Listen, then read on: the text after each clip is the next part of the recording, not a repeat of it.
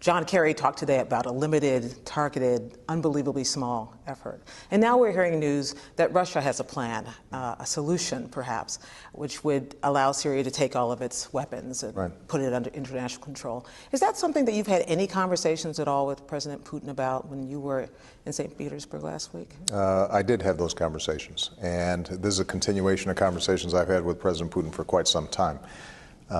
As I said to you the last time we spoke, this chemical weapons ban matters to us, to the United States. It is a ban on the worst kinds of weapons that are indiscriminate, that don't distinguish between somebody in uniform and an infant child.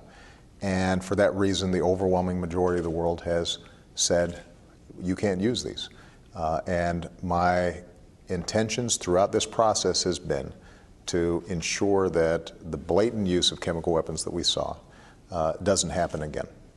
If, in fact, there's a way to accomplish that diplomatically, that is overwhelmingly my preference.